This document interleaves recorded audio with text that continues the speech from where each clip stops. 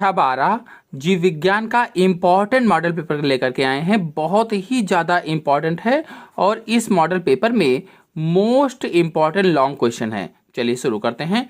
पहला क्वेश्चन देखते हैं। द्वितीयक अंडप कोशिका के पुटिका से मुक्ति के पश्चात यह पुटिका एक पीली ग्रंथिल रचना में बदल जाती है, जिसे कहते हैं, क्या कहा जाता है? 4 ऑप्शन आपके सामने दिए गए हैं, आप लोग देखिए और क्या बता सकते हैं इसमें से कौन सा आंसर सही होगा? तो आंसर सही होगा इसमें से C, corpus luteum. Corpus luteum. आपको बता दें, जो अंडा होता है, अंडा निकलने के बाद, जब अंडा निकल आता है तो अंडा निकलने के बाद टूटा हुआ ग्राफियन कूप कार्पस ल्यूटियम में बदल जाता है। कार्पस ल्यूटियम में बदल जाता है, तो इसमें आंसर कार्पस ल्यूटियम हो जाएगा। अगला क्वेश्चन है, गैलापागोस द्वीप का संबंध किस वैज्ञानिक से है? गैलापागोस द्वीप का संबंध किस वैज्ञानिक से है? 4 वैज्ञानिक के नाम यहाँ पर लिखे गए हैं। सोचिए और बताइए इसमें से कौन सा ऑप्शन सही हो सकता है। तो आपको बता दें कि इसमें ऑप्शन सही होगा डी, चार्ल्स रॉबर्ट डार्विन से संबंधित है। चार्ल्स रॉबर्ट डार्विन से। और आपको बता दें इसमें इन्होंने वातावरण, जलवायु, वातावरण हो गया, जलवायु हो गया, व पक्षियों के वितरण का अध्ययन किया था गैलापागोस द्वीप समूह पर। फिर अगला है, मानव में शुक्र मात्र कोशिका व अंड मात्र कोशिका द्वारा उत्पन्न युग्मकों का अनुपात है। शुक्र मात्र कोशिका और अंड मात्र कोशिका। देखिए, जो शुक्र मात्र कोशिका है, इसमें एक शुक्र मात्र कोशिका से 4 शुक्राणु बनते हैं, और जो अंड मात्र कोशिका है,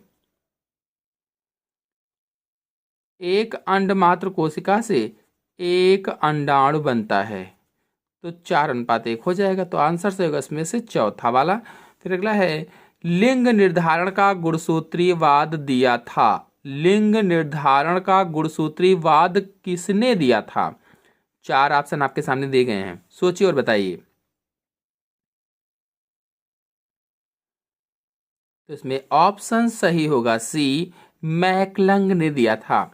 कब दिया था? तो 1902 में मैकलंग ने लिंग निर्धारण का गुणसूत्रीय सिद्धांत प्रस्तुत किया था, 1902 में। फिर देखिए, 2 नंबर का जो क्वेश्चन होता है, इसमें 1, 2, 3, 4, 5 क्वेश्चन होते हैं 1-1 नंबर के, और 5 करने होते हैं। तो जर्म प्लाज्म सिद्धांत क्या है? जर्म प्लाज्म किसे कहा जाता है? आपको बता दें, केवल प्रजनक गुण वंशागत होते हैं। केवल प्रजनक गुण, यानी प्रजनन वाले जो गुण होते हैं वही वंशागत होते हैं। दैहिक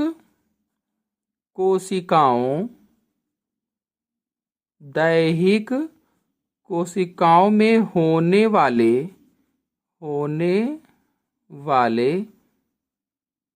परिवर्तनों का स्थानांतरण नहीं होता है।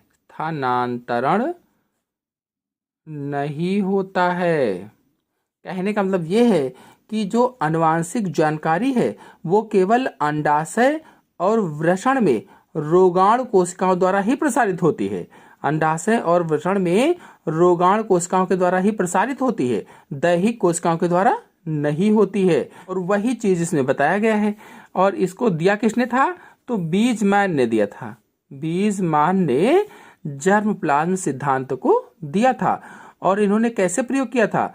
तो चूहों की पूंछ, इन्होंने क्या किया था, जो चूहे थे, चूहों की पूंछ को कई पीढ़ियों तक काटते रहे, लगभग 22 पीढ़ियों तक चूहों की पूंछ काटी इन्होंने, लेकिन फिर भी कटी हुई चूहे की पूंछ वाले जंतु नहीं पैदा हुए या चूहे नहीं पैदा हुए।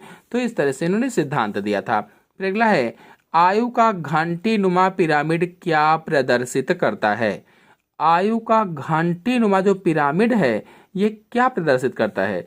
तो लगभग आयु का घंटी नुमा पिरामिड लगभग समान संख्या में युवा व मध्यम आयु वर्ग के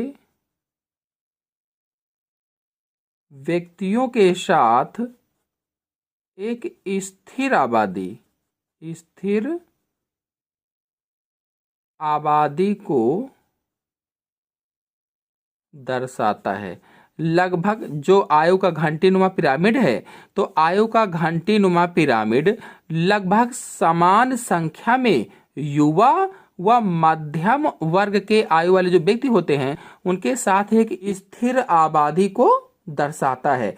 कहने का मतलब ये है कि आयु का घंटीनुमा पिरामिड एक स्थिर जनसंख्या को दर्शाता है, स्थिर जनसंख्या को दर्शाता है। स्थिर आबादी कहा जाए चाहे स्थिर जनसंख्या कहा जाए, तो स्थिर जनसंख्या को दर्शाता है जिसमें युवा और मध्यम आयु वर्ग के जो व्यक्ति होते हैं, युवा और मध्यम आयु वर्ग के जो व्यक्ति होते हैं, इन व्यक्तियों की संख्या लगभग समान होती है या एक जैसी होती है, लगभग समान होती है। तो इस तरह से ये आयु का घंटीनुमा पिरामिड हो जाएगा। फिर अगला है, भक्षकाणु या फैगोसाइट्स क्या होते हैं? भक्षकाणु या फैगोसाइट्स किसे कहा जाता है? तो जो हमारी शरीर में WBC होती हैं, जो हमारे शरीर में वाइट ब्लड सेल्स होती हैं, WBC होती हैं, इनके मोनोसाइट्स WBC के जो मोनोसाइट्स हैं वह न्यूट्रोफिल्स हैं। मोनोसाइट्स व न्यूट्रोफिल्स आक्रमणकारी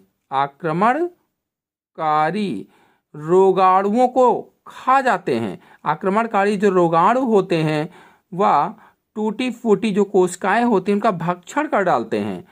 जो WBC के मोनोसाइट्स हैं, जो न्यूट्रोफिल्स हैं, ये आक्रमणकारी जो रोगाणु होते हैं हमारे शरीर में जो घुसते हैं, जो विषाणु घुसते हैं, और साथ ही साथ जो टूटी फूटी कोशिकाएं होती हैं उनके मलबे को व अन्य जो निरर्थक कण आते हैं उन सब को अपने पादापों के द्वारा, क्योंकि ये इनकी अमीबीय आकृति होती है, तो इन्हीं पादापों के द्वारा ये खा जाते हैं, उसको खत्म कर देते हैं। इसी क्रिया को भक्षण कहा जाता है।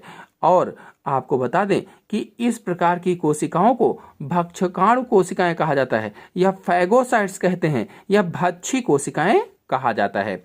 और इसकी खोज किसने की थी? तो मेचेनिकोफ ने की थी। मेचेनिकोफ ने इसकी खोज की थी। फिर अगला है, जैव प्रौद्योगिकी की परिभाषा लिखिए।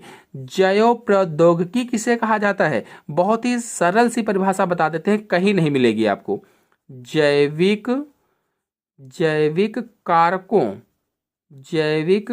कारकों अथवा उनके घटकों द्वारा लाभदायक उत्पादों, जैविक कारकों अथवा उनके घटकों द्वारा लाभदायक उत्पादों को औद्योगिक स्तर पर प्राप्त करना। औद्योगिक स्तर पर प्राप्त करना या प्राप्त करने की तकनीक ही जैव प्रौद्योगिकी कहलाती है, या जैव प्रौद्योगिकी से ही कहा जाता है। यानी जैविक कारकों और उनके घटकों द्वारा लाभदायक उत्पादों को औद्योगिक स्तर पर प्राप्त करना ही जैव प्रौद्योगिकी है या बायोटेक्नोलॉजी होता है। फिर अगला है, सहायक प्रजनन तकनीक क्या है? ऐसी किन्हीं 3 तकनीकी प्रक्रियाओं के नाम बताइए। इसके द्वारा बंध दंपतियों को संतान प्राप्त होती है, संतान का सुख प्राप्त होता है। जो सहायक प्रजनन तकनीक है, इसके द्वारा बंध दंपतियों को संतान प्राप्त होता है। कहने का मतलब यह है कि सहायक जनन तकनीक के द्वारा दंपत्ति में बंध्यता का निवारण किया जाता है। बंध्यता जो होती है, बंध्यता का निवारण किया जाता है। बंध्यता मतलब जो माता पिता बच्चे नहीं पैदा कर पाते हैं, संतान जिनके नहीं हो पाती है, तो उसे बंध्यता कहा जाता है। तो बंध्यता का निवारण किसके द्वारा किया जाता है? सहायक प्रजनन तकनीक के द्वारा बंध्यता का निवारण किया जाता है। अनेक दंपत्ति ऐसे होते हैं जिनमें किसी न किसी बीमारी के कारण या किसी न किसी कारण से संतान उत्पन्न करने की क्षमता नहीं रह जाती है, खो देते हैं। तो इसी तकनीक के माध्यम से उनको संतान उत्पन्न करने में मदद की जाती है, संतान देने में मदद की जाती है। फिर अगला है बायोपायरेसी क्या होती है, समझाइए। बायोपायरेसी क्या है? देखिए, कोई एक देश, इसको हम मान लेते हैं, इस गोले को एक देश मान लेते हैं, इस गोले को दूसरा देश मान लेते हैं। ये है एक देश, ये दूसरा देश है, और इस देश में बहुत सारे जैविक संसाधन हैं। ये मान लीजिए जैविक संसाधन हैं। तो इस देश ने क्या किया कि इस देश के जैविक संसाधनों का यूज कर लिया, इसको बताया भी नहीं और इसके जैविक संसाधनों को इसने ले लिया। तो इसे ही बायोपायरेसी कहा जाता है। मतलब किसी एक देश के द्वारा किसी दूसरे देश के जैविक संसाधनों का उसको बिना जानकारी दिए, उसको बिना बताए, बिना उससे अनुमति लिए ही उनका उपयोग कर लेना बायोपायरेसी कहलाता है। बायोपायरेसी क्या है? किसी एक देश के द्वारा किसी दूसरे देश के जैविक संसाधनों का बिना उसकी अनुमति के ही यूज कर लेना, बिना उसको बताए ही यूज कर लेना बायोपायरेसी कहलाता है। और फिर अगला है संक्रामक तथा असंक्रामक रोगों का वर्णन कीजिए। देखिए, संक्रामक रोग ऐसे रोग जो एक व्यक्ति से दूसरे व्यक्ति में आसानी से फैल जाते हैं। जैसे यहाँ पर एक व्यक्ति ये है, दूसरा व्यक्ति ये है, तो एक व्यक्ति से दूसरे व्यक्ति में जो रोग फैल जाता है आसानी से, उसे ही संक्रामक रोग कहा जाता है। तो ऐसे रोग जो एक व्यक्ति से दूसरे व्यक्ति में आसानी से फैल जाते हैं उन्हें संक्रामक रोग कहा जाता है। जबकि असंक्रामक रोग क्या होंगे? ऐसे रोग जो एक व्यक्ति से दूसरे व्यक्ति में आसानी से नहीं फैलते हैं उन्हें असंक्रामक रोग कहा जाता है। संक्रामक रोग में जैसे आप सर्दी जुकाम ले लीजिए, सर्दी जुकाम है। असंक्रामक रोग में जैसे कैंसर ले लीजिए, कैंसर असंक्रामक रोग का उदाहरण हो जाएगा। फिर अगला है पारितंत्र के जैविक घटकों पर संक्षिप्त टिप्पणी लिखिए। देखिए, जो पारितंत्र होता है, अगर पारितंत्र को देखा जाए, एक पारितंत्र को देखा जाए तो पारितंत्र के जैविक घटक में उत्पादक होंगे, और उत्पादक वास्तव में होते कौन है? तो हरे पादप होते हैं, हरे पेड़ पौधे होते हैं जो प्रकाश संश्लेषण के माध्यम से अपना भोजन स्वयं बना लेते हैं, उन्हें उत्पादक कहा जाता है। तो उत्पादक होंगे। जैविक घटक कहा गया है, तो जैविक घटक में जो जीवीय चीजें हैं, जो जीवित चीजें हैं उन्हें कहेंगे, तो उत्पादक हो गया। और उत्पादक में हरे पादप मैंने बताया। फिर दूसरे में उपभोक्ता हो जाएगा। उपभोक्ता, अब उपभोक्ता तीन प्रकार के थे, प्राथमिक उपभोक्ता, द्वितीयक उपभोक्ता, द्वितीयक उपभोक्ता और तृतीयक उपभोक्ता, तृतीयक उपभोक्ता। अब जो प्राथमिक उपभोक्ता जैसे गाय है, बकरी है, भैंस है, ये प्राथमिक उपभोक्ता होते हैं। और जो द्वितीयक उपभोक्ता है जैसे मेढक है, सांप है, ये द्वितीयक उपभोक्ता होते हैं। और तृतीयक में जैसे शेर है, चीता है, ये तृतीयक उपभोक्ता होते हैं। और अभी तो एक ये उत्पादक हुआ है, दूसरा उपभोक्ता हुआ, तीसरा अपघटक होता है।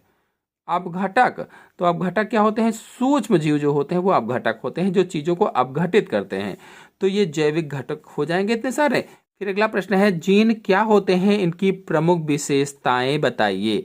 तो आपको बता दें, जो जीन होते हैं, जीन डीएनए अणु का ऐसा खंड है जिसमें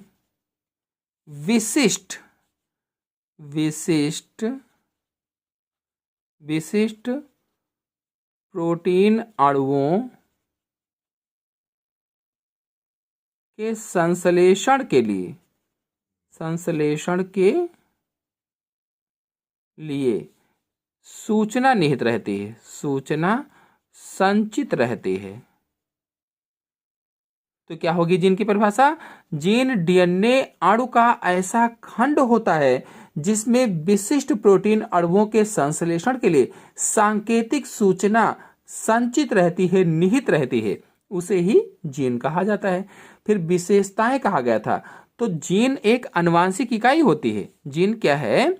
एक आनुवंशिक इकाई होती है। एक जीन प्रोटीन के लिए कोड नहीं करती है, ऐसे ही बता देंगे। फिर अगला है नौ डार्विनवाद पर संक्षिप्त टिप्पणी लिखिए।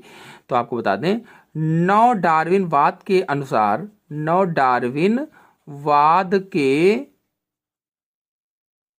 अनुसार लैंगिक जनन करने वाले जीवों की संतानों में विभिन्नताएं होती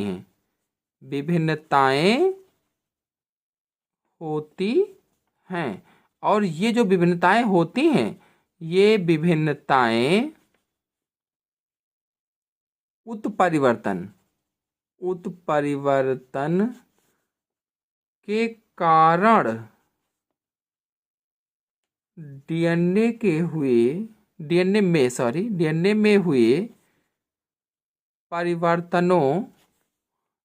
में हुए परिवर्तनों के कारण होती हैं।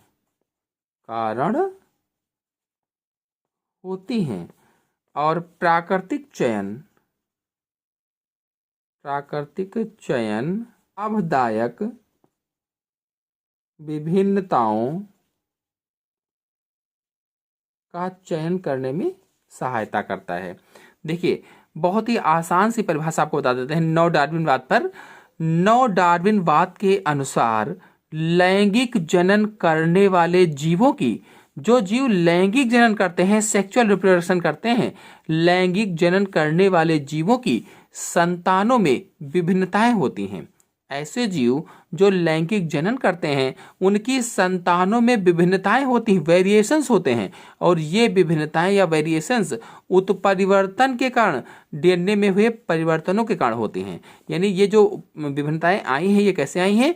उत्परिवर्तन हुआ है और म्यूटेशन हुआ है, और म्यूटेशन के कारण जो डीएनए में परिवर्तन हुए हैं उसके कारण आई है। डीएनए चेंज हो गए हैं उसके कारण आई है। और प्राकृतिक चयन इनमें से लाभदायक विभिन्नताओं का चयन करने में सहायता करता है।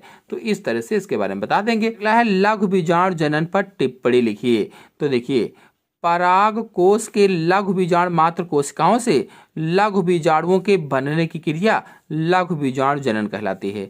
जो हमारा पुष्प होता है, जो फ्लावर होता है, इस फ्लावर में जो पुंकेसर होते हैं, इन पुंकेसरों में पराग कोश होते हैं। पराग कोश के अंदर परागकण भरे रहते हैं। तो पराग कोशों में जो परागपुट होते हैं या लघु बीजाणु धानी होती है, उसमें लघु बीजाणु मात्र कोशिकाएं पाई जाती हैं, और उन लघु बीजाणु मात्र कोशिकाओं से लघु बीजाणुओं के बनने की क्रिया ही लघु बीजाणु जनन कहलाती है। और लघु बीजाणुओं को माइक्रोस्पोर कहा जाता है या परागकण कहा जाता है। फिर अगला है खाद्य श्रृंखला क्या है, यह कितने प्रकार की होती है, केवल नाम बताइए। तो देखिए, खाद्य श्रृंखला कहो चाहे आहार श्रृंखला कह दो, खाद्य श्रृंखला कहो या आहार श्रृंखला कह दो, तो यह जीवों का वह समूह है जिसमें जीव भोज व भोजक के रूप में आपस में संबंधित रहते हैं। यानी खाद्य श्रृंखला क्या है? तो खाद्य श्रृंखला जीवों का ऐसा समूह है जिसमें जीव भोज और भोजक के रूप में आपस में संबंधित रहते हैं। यानी खाने वाला और जो खाने वाली चीज है उसमें आपस में संबंधित रहते हैं। और इसमें जो आहार ऊर्जा होती है वो भोज से भोजक को स्थानांतरित हो जाती है। आहार ऊर्जा भोज से भोजक को स्थानांतरित हो जाती है, चली जाती है। अगला है सक्रिय प्रतिरक्षा क्या है या इससे क्या तात्पर्य है, यह कितने प्रकार की होती है। देखिए सक्रिय प्रतिरक्षा क्या होती है, जब शरीर की अपनी कोशिकाएं यानी अपने शरीर की खुद की कोशिकाएं कोशिकाएं संक्रमण के प्रति प्रतिरक्षा पैदा करती हैं तो उसे ही सक्रिय प्रतिरक्षा कहा जाता है। कहने का मतलब यह है कि जब शरीर की अपनी खुद की कोशिकाएं संक्रमण के प्रति एंटीबॉडीज का निर्माण करती हैं, चाहे आप यहाँ एंटीबॉडीज भी लिखते, एंटीबॉडीज का निर्माण करती हैं तो उसे ही सक्रिय प्रतिरक्षा कहा जाता है। और इस प्रकार की जो प्रतिरक्षा होती है वो चिरस्थायी होती है, जीवन भर रहती है, और ये दो प्रकार की होती है, प्रकार पूछा गया था। अगला है लिंग निर्धारण का गुणसूत्रीय सिद्धांत क्या होता है। लगभग में जो जंतु हैं उनमें नर व मादा जनन अंग अलग अलग होते हैं, यानी नर अलग होता है, मादा अलग होता है, ये नर है ये मादा है। कहने का मतलब यह है कि लगभग सभी जंतुओं में, कुछ को छोड़कर लगभग सभी जंतुओं में नर और मादा जनन अंग अलग अलग पाए जाते हैं, अलग अलग जीव शरीर में होते हैं। और जब अलग अलग होते तो कुछ जंतुओं में इनको बाहर से ही देखकर पहचाना जा सकता है, अलग अलग होते हैं और कुछ में इनको बाहर से देखकर ही पहचाना जा सकता है कि ये नर है कि मादा। तो जीवों में लिंग भी एक मेंडेलियन की तरह से वंशागत होता है, और एक जोड़ी जो गुणसूत्र होते हैं ये लिंग का निर्धारण कहते हैं। इसे ही लिंग निर्धारण का गुणसूत्री सिद्धांत कहा जाता है।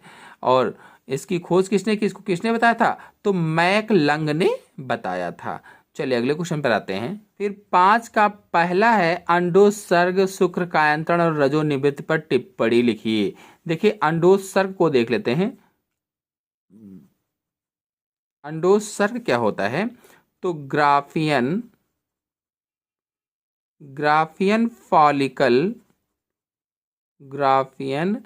फॉलिकल फटने से जो द्वितीयक एग होता है, द्वितीयक oocyte होता है, कह लीजिए oocyte के मुक्त होने की क्रिया को अंडोत्सर्ग कहते हैं। जो कि जो आवर्त चक्र होता है, जो कि आर्तव चक्र जो होता है या एमसी जो आती है उसके 14वें दिन होता है, 14वें दिन अंडोत्सर्ग होता है। तो ग्राफियन फॉलिकल फटने से द्वितीयक oocyte के मुक्त होने की क्रिया को अंडोत्सर्ग कहा जाता है। आपके मन में प्रश्न होगा कि ग्राफियन फॉलिकल क्या है, तो आपको बता दें जो ग्राफियन फॉलिकल है ये पूर्ण विकसित ओवेरियन फॉलिकल होता है। पूर्ण विकसित जो ओवेरियन फॉलिकल होता है वही ग्राफियन फॉलिकल कहलाता है, और यह अंडाशय की सतह पर उभरा हुआ होता है। फिर अगला है शुक्र कायंत्रण क्या है। अंडोत्सर्ग तो हो गया, अंडे का निकलना ही अंडोत्सर्ग है। और शुक्र कायंत्रण क्या होता है, तो जब अचल व गोल स्पर्मेटिड एक चल व धागेनुमा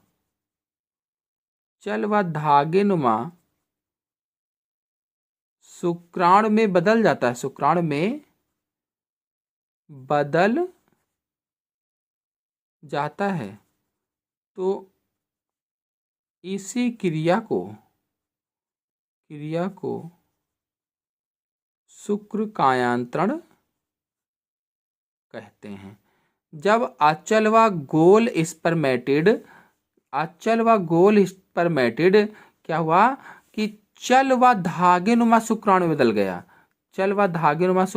गया, तो इसी क्रिया को क्या कहा जाता है, शुक्र कायांतरण कहा जाता है। शुक्र कायांतरण यानी शुक्राणु का शरीर बनना। शुक्र कायांतरण, शुक्र की काया बनना, काया में अंतर आ जाना। फिर अगला है रजोनिवृत्ति। रजोनिवृत्ति क्या होती है? तो आपको बता दें कि स्त्री में स्थायी रूप से आर्तव चक्रों के रुकने को, स्त्री में स्थायी रूप से, परमानेंटली स्थायी रूप से आर्तव चक्रों के रुकने को रजोनिवृत्ति कहते हैं। रजोनिवृत्ति कहा जाता है। स्त्री जो होती है इसमें स्थायी रूप से, परमानेंटली जो मासिक चक्र होते हैं वो रुक जाते हैं, एमसी है जो रुक जाती है, तो एमसी का रुकना ही रजोनिवृत्ति कहलाती है। और यह सामान्य रूप से कब होती है? सामान्य रूप से 45 से 50 साल की उम्र में होती है, 50 वर्ष की उम्र में, आयु में होती है। फिर अगला है योग्यतम की उत्तरजीविता का सिद्धांत क्या है? इसे किसने प्रतिपादित किया था? जीवन संघर्ष में वह जीव सफल होते हैं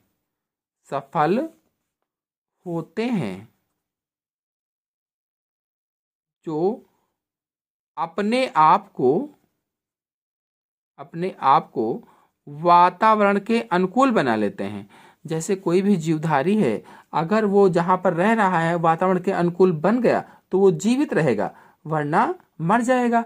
तो कहा गया है कि जीवन संघर्ष में वही जीव सफल होते हैं जो अपने आप को वातावरण के अनुकूल बदलते रहते हैं। जैसा वातावरण है वैसा ही बनते रहते हैं, वातावरण जैसे होते रहते हैं तो वातावरण के अनुकूल बदलते रहते हैं और वही जीव जीवित रह पाते हैं। जो जीव ऐसा नहीं कर पाते हैं, यानी वातावरण के अनुसार नहीं बदल पाते हैं, वह जीव मर जाते हैं या धीरे धीरे करके समाप्त हो जाते हैं।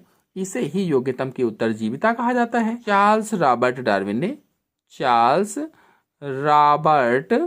डार्विन ने इसका प्रतिपादन किया था। अगले क्वेश्चन पर आते हैं, जेल इलेक्ट्रोफोरेसिस क्या है? इसका उपयोग किस लिए किया जाता है या किस आधार पर कार्य करती है? एंडो न्यूक्लिएज एंजाइम से कटे डीएनए खंडों को, जो छोटे बड़े खंड काट देता है एंडोन्यूक्लियस एंजाइम, तो उन डीएनए खंडों को उनके आकार के अनुसार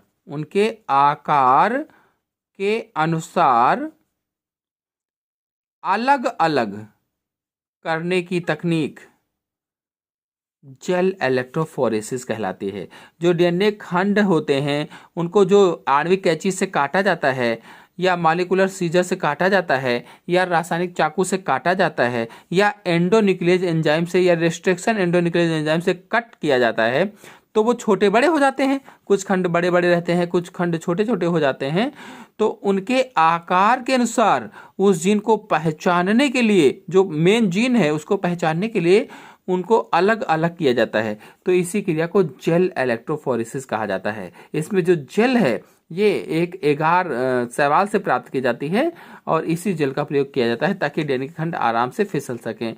और आपको बता दें इसका प्रयोग किस लिए किया जाता है? इसका प्रयोग डीएनए फिंगरप्रिंटिंग में उस जीन को पहचानने के लिए किया जाता है जो अलग किया गया है। अगला क्वेश्चन है, जैवमंडल आरक्षित क्षेत्र का संक्षिप्त इतिहास बताते हुए इनकी संरचना का वर्णन कीजिए।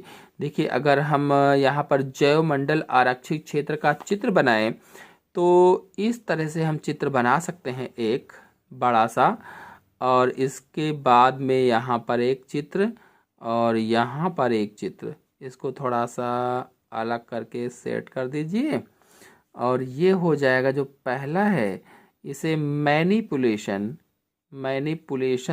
जोन कहेंगे और ये वाला जो क्षेत्र है को बफर क्षेत्र कहेंगे, बफर, और ये वाला क्रोड कहलाएगा, क्रोड क्षेत्र। तो इस तरह से सबके बारे में बता देंगे। देखिए, जो मैनिपुलेशन क्षेत्र होता है इसमें मनुष्य के क्रियाकलापों की भरपूर तरीके से अनुमति होती है। जो बफर क्षेत्र होता है इसमें मनुष्य को क्रियाकलाप जो होते हैं वो सीमित होते हैं, सीमित क्रियाकलाप कर सकता है। और जो क्रोड क्षेत्र होता है इसमें अनुमति नहीं होती कि कोई मनुष्य क्रियाकलाप करे। इसके बारे में बता देंगे। फिर ऐसे है, निम्न पर संक्षिप्त टिप्पणी लिखिए। जैव पेटेंट क्या होता है? तो आपको बता दें, जो जयो पेटेंट है, जयो पेटेंट के अंतर्गत जयो पदार्थ की खोज करने वाले को सरकार सुरक्षा प्रदान करती है। जयो पेटेंट के अंतर्गत जयो पदार्थ की खोज करने वाले को सरकार सुरक्षा प्रदान करती है, जिससे उस नाम से कोई और उस उत्पाद को ना बना सके और ना ही बेच सके। इस तरह से बता देंगे, काम हो जाएगा। अगला है जैविक युद्ध। तो इसमें कुछ सूक्ष्म जीव होते हैं, उन सूक्ष्म जीवों का प्रयोग युद्ध के लिए किया जाता है, उसे ही जैविक युद्ध कहा जाता है। मानव में होने वाले एक जीवाणु जनित व विषाणु जनित रोग का उल्लेख कीजिए। देखिए, अगर जीवाणु जनित रोग की बात की जाए तो जीवाणु जनित रोग के अंतर्गत टाइफाइड आप बता दीजिएगा। टाइफाइड पर फुल वीडियो हमारे चैनल में अपलोडेड है, आप लोग चाहें तो जाकर के देख सकते हैं। टाइफाइड को मियादी बुखार भी कहा जाता है, मियादी बुखार भी कहते हैं। मोती झरा भी कहा जाता है, मोती झरा भी टाइफाइड को कहा जाता है। तो इसमें टाइफाइड में होता क्या है, ये आंतों का बुखार होता है, आंतों का बुखार होता है। जो टाइफाइड है ये आंतों का बुखार होता है, यानी जो साल्मोनेला टाइफी है इसके द्वारा, साल्मोनेला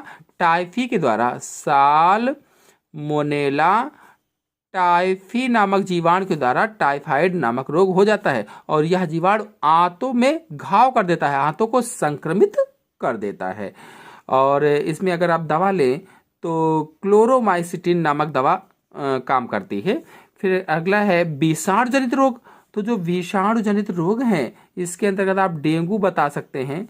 डेंगू ये वायरल संक्रमण होता है, वायरस से होने वाला रोग होता है और मादा एडीज मच्छर से फैलता है, मादा एडीज मच्छर से फैलता है। इसमें थकान महसूस होती है, बुखार आता है, बदन दर्द होता है, जुकाम भी आ जाता है। इतना सारा बता देंगे सब कुछ। फिर अगला है मासिक चक्र के हार्मोनल नियमन को समझाइए। देखिए, जब निषेचन नहीं होता है, निषेचन ना होने पर जब निषेचन नहीं होता है तो निषेचन ना होने पर कार्पस ल्यूटियम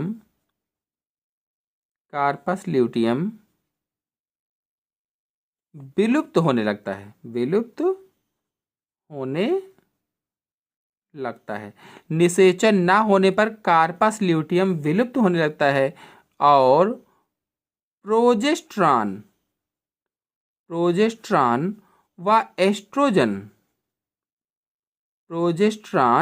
व एस्ट्रोजन हार्मोन की कमी हो जाती है, कमी होने से गर्भाशय की भित्ति का खंडन हो जाता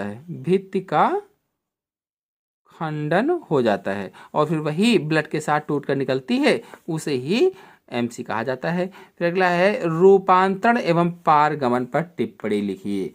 देखिए, रूपांतरण और पारगमन ये दोनों बायोटेक्नोलॉजी से संबंधित हैं, जिसमें किसी पोषक कोशिका में जीन या डीएनए को डाला जाता है। तो इस पर हमारे चैनल में वीडियो अपलोडेड है, आप लोग चाहें तो जाकर के देख सकते हैं। अगला क्वेश्चन है, पारतंत्र में ऊर्जा प्रवाह का उल्लेख करते हुए खाद्य श्रृंखला व खाद्य जाल का महत्व बताइए। तो इस पर फुल वीडियो हमारे चैनल में अपलोडेड है, आप लोग यदि चाहें तो जाकर के देख सकते हैं। अगर ये प्रश्न नहीं करते हैं तो इसकी जगह पर आप करेंगे निम्नलिखित पर टिप्पणी लिखिए। रेड डाटा बुक प्रचालक बहुजनी वंशागति। देखिए, रेड डाटा बुक क्या है, ऐसी जातियां जो विलुप्तता की कगार पर हैं, विलुप्तता की कगार पर हैं, बिल्कुल विलुप्त ही होने वाली हैं, उनकी लिस्ट है इसमें, उनकी लिस्ट तैयार की गई है, उसे ही रेड लिस्ट कहा जाता है, रेड लिस्ट, या उसे ही रेड डाटा बुक कहा जाता है। फिर अगला है प्रचालक। तो ये प्रचालक ओपेरान वाला है, इसमें संरचनात्मक जीन और सारे कुछ है, जाकर के हमारे चैनल से देखिए, समझ में आ जाएगा। फिर अगला है बहुजीनी वंशागति। जो बहुजीनी वंशागति है, इसमें किसी एक लक्षण के लिए जब कई सारे जीन होते हैं तो उसे ही बहुजीनी वंशागति कहा जाता है। कई सारे जीन मिलकर के एक लक्षण को निर्धारित करते हैं। जैसे मनुष्य में त्वचा का जो लक्षण है वो कई सारे जीन जब निर्धारित करते हैं तो उसे ही बहुजीनी वंशागति कहा जाता है। फिर अगला क्वेश्चन है, कप से लेकर आधुनिक मानव के विकास के विभिन्न चरणों की व्याख्या कीजिए। मानव विकास पर हमारे चैनल में जितने भी वीडियो हैं, टोटल वीडियो हमारे चैनल में अपलोडेड हैं, जितने भी बुक में हैं टोटल अपलोडेड है, आप लोग जाइए देखिए, समझ में आ जाएगा। फिर अगला है, द्विबीजपत्री पादपों में निषेचन एवं भ्रूणोद्भव की संपूर्ण प्रक्रिया का वर्णन कीजिए। देखिए, जो द्विबीजपत्री होते हैं उनमें निषेचन कैसे होता है, हम आपको जल्दी से निषेचन क्रिया को बता देते हैं। तो यहाँ पर प्रतिमुख कोशिकाएं होती हैं, यहाँ पर द्विगुणित केंद्रक होता है, ये सहायक कोशिका और ये अंड कोशिका होती है। ये दो नरयुग्मक हैं। जब ये दोनों नरयुग्मक भ्रूणकोश में स्वतंत्र हो जाते हैं तो एक नरयुग्मक अंड कोशिका से संलयित हो जाता है, एक नरयुग्मक अंड कोशिका से संलयित हो जाता है तो इसे सत्य निषेचन या वास्तविक निषेचन कहा जाता है। जबकि दूसरा नरयुग्मक द्विगुणित केंद्रक या द्विध्रुवीय केंद्रक से संलयित होता है तो चूंकि एक ही भ्रूणकोश में 3 केंद्रकों का संलयन होता है इसलिए इसे त्रिसंलयन कहा जाता है, और एक ही भ्रूणकोश में 2 बार निषेचन होता है इसीलिए इसको द्विनिषेचन कहा जाता है। जब निषेचन हो जाता है तो जो अंडाशय होता है, अंडाशय फल में बदल जाता है और जो बीजांड होते हैं बीज में बदल जाते हैं। इस तरह से पूरा बताना होगा आपको डिटेल से। फिर अगला है, निम्न पर टिप्पणी लिखिए, प्लाज्मिड क्या होता है। देखिए, जैसे ये जीवाणु कोशिका है, ये जीवाणु सेल है, तो इसका एक खुद का डीएनए होगा जिसे बैक्टीरियल डीएनए कहा जाता है, बैक्टीरियल डीएनए कहा जाता है। और एक और वृत्ताकार डीएनए पाया जाता है जिसे अतिरिक्त गुणसूत्रीय पदार्थ कहा जाता है, अतिरिक्त गुणसूत्रीय पदार्थ कहा जाता है, एक्स्ट्रा क्रोमोसोमल मटेरियल होता है। का प्रयोग बायोटेक्नोलॉजी में बहुत अधिक किया जाता है। फिर अगला है प्रतिबंधित एंजाइम। देखिए, प्रतिबंधित एंजाइम क्या होते हैं, ये डीएनए को स्पेसिफिक प्लेसेस से कट लगाते हैं। तो हमारे चैनल में प्रतिबंधित एंजाइम पर वीडियो अपलोडेड है, आप लोग चाहे तो जाकर के देख सकते हैं। फिर अंतिम है अथवा में, अगर ये नहीं करते हैं तो ये करेंगे, अथवा में पॉलीमरेज श्रृंखला अपक्रिया को विस्तार से समझाइए, यानी पीसीआर को विस्तार से समझाना है। जो पीसीआर है इसमें क्या किया जाता है कि जो डीएनए होता है, डीएनए की बहुत ही कम समय में कॉपीज तैयार की जाती हैं, बहुत ही कम समय में डीएनए की कॉपीज तैयार करने की विधि होती है। और इसमें ताप स्थिर एंजाइम टक डीएनए पॉलीमरेज एंजाइम का प्रयोग करते हैं। और यह एंजाइम से मैंने पूरा आपको पेपर समझाया, आशा है आपको समझ में आया होगा। समझ में आया हो तो वीडियो को लाइक कीजिए, अपने दोस्तों में शेयर कीजिए, चैनल पहली बार आए हैं चैनल को सब्सक्राइब भी कर लीजिए। धन्यवाद।